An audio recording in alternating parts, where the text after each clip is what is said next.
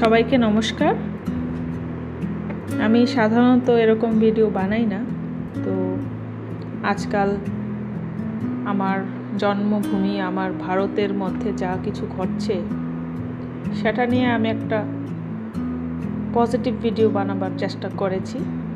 তো ভারতকে নিয়ে কিছু বলার উদ্দেশ্যে আমি এই ভিডিওটা তোমাদের সামনে তুলে ধরছি। বন্ধুরা, আশা করি তোমাদের ভালো লাগবে, এটা শেষ অবধি দেখো।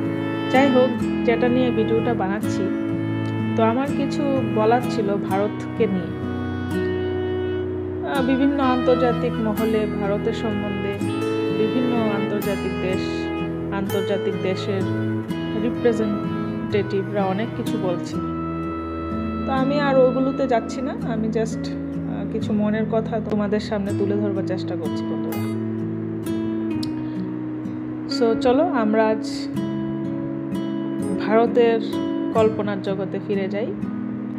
তো ভারতবর্ষ হলো আমাদের একটা দেশ, যেটা শুধু ভূখণ্ড নয়, এক অনুভূতি। এক দেশ, অনেক রং, অনেক ভাষা, অনেক সংস্কৃতি।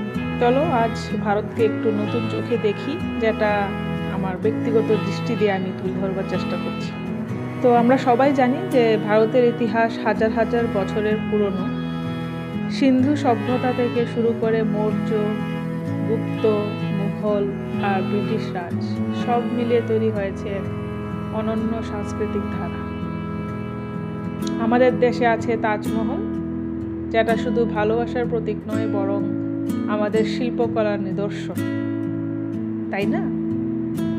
ভারতের প্রতিটি ইটের গায়ে লেখা আছে ইতিহাসের গল্প। এত ভিন্নতা সত্ত্বেও ভারত একটা মিলনের দেশ। এখানে পাঞ্জাবির সঙ্গে তামিল, বাঙালির সঙ্গে মারাঠি, সবাই এক ছাদের তলায় আমরা বাস করছি। এখানে হিন্দু, মুসলিম, খ্রিস্টান, শিখ সব ধর্মের মানুষ মিলেমিশে থাকে। উৎসব মানে এখানে সবাই একসাথে আনন্দ করে।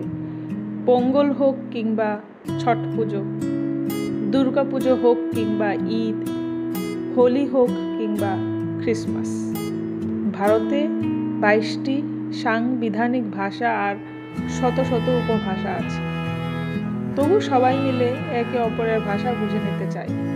ভাষা ছাড়া আমাদের আছে সুরের জগৎ। হিন্দুস্তানি থেকে কর্ণাটক, ভূপালি থেকে বাউল, বলিউড থেকে ব্যান্ড, সবই আছে। সঙ্গীত আমাদের হৃদয়ের স্পন্দন। দিল্লির চাট, কলকাতার রসগোল্লা, দক্ষিণ ভারতের ইডলি ডোসা, রাজস্থানের ডাল বাটি চুরমা, সব কিছুতেই আছে এক নিজস্বতা। আর মশলা, সেটা আর কি বলি। পৃথিবী জুড়ে ভারতীয় মশলার কদর।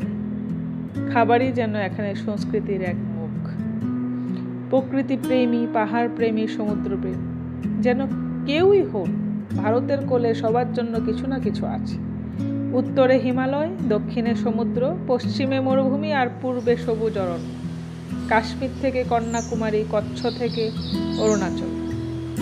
ভারতের প্রতিটি কোণায় এক একটা নতুন গল্প বলার মতো।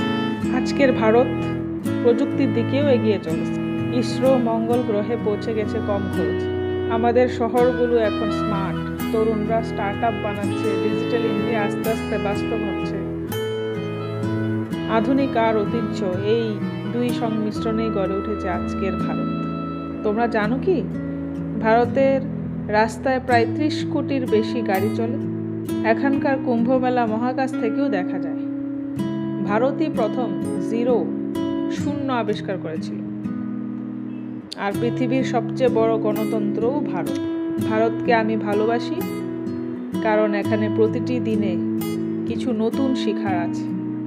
এখানকার মানুষ, তাদের হাসি, তাদের সংস্কৃতি, সব কিছুর মধ্যেই লুকিয়ে আছে এক অদ্ভুত টান। কখনো ভাবি, এত বিশাল একটা দেশ কিভাবে এত ঐক্য ধরে রাখে। এটাই তো ভারত, একতাই আমাদের শক্তি।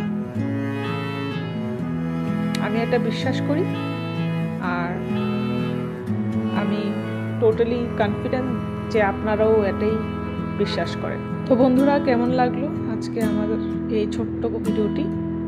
যদি ভালো লেগে থাকে ভিডিওটা একটা লাইক দিও, আর তোমার বন্ধুদের সাথেও শেয়ার করো। এমন আরও ব্লগ দেখতে চাইলে সাবস্ক্রাইব করতে ভুলো না। দেখা হবে পরের ভিডিওতে। ততদিন ভালো থাকো, ভারতকে ভালোবাসো।